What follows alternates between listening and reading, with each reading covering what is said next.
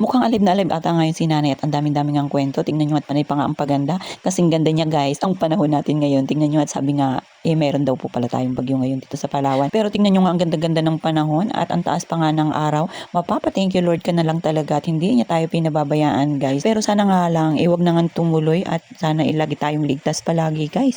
At yun nga lagi kong pinipray kay Papa God. At itong tingnan nyo, dito na naman kami nagtambay sa motor at itong aking anak guys, ganyan talaga yung kanyang routine.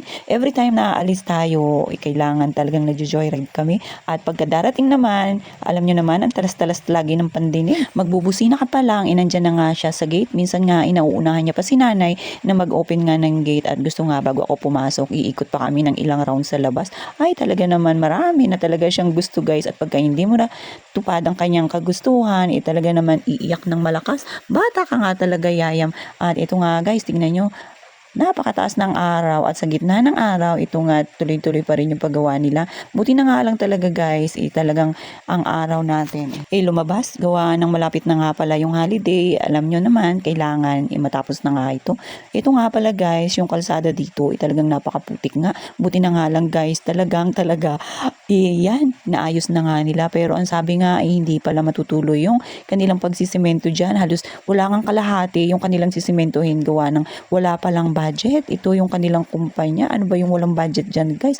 Hay, ang daming alam. Yung nandyan na, hindi pa nga tinuloy. At kawawa na naman yung mga nagsisipagdaanan dyan palagi. Talagang maputik dyan guys every time na umuulan. Wag lang sanang lumakas ang ulan. At ito nga pala guys, dahil nga kararating lang natin, ito may tamang pa-video-video muna kami.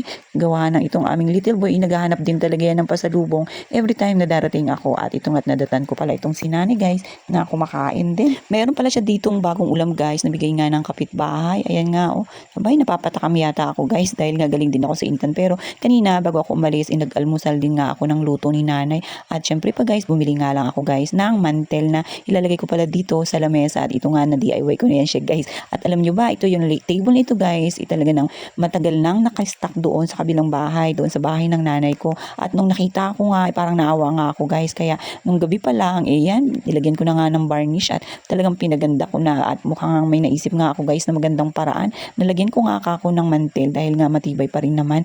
At ito nga kasi yung table na to guys, igawa nga ito ni Jay, yung aking pamangkin guys, na hindi ko nga alam kung nasaan na siya ngayon. Nakakamiss din talaga yung mga dating mga tropa-tropa natin yung mga batang lagi nating nakakasama guys, nakakamiss naman talaga. At ito nga, tingnan nyo, hindi pa nga namin natatapos gawin. Ito nga, merong nang nakapwestong maliit na bata at mukhang nag-i-enjoy siya guys dito sa gitna nga ng lamesa at talaga namang preskong-presko. At yan nga, tingnan nyo, bagay na bagay sa kanya ito, yung kanyang sando na binigay ni nanay, na pinasuot ni nanay guys. At yan nga, tingnan nyo, pakanta-kanta pa, sobrang nakakatuwa na talaga. So paano ba yan guys? Hanggang dyan na lang muna, kita-kits ulit.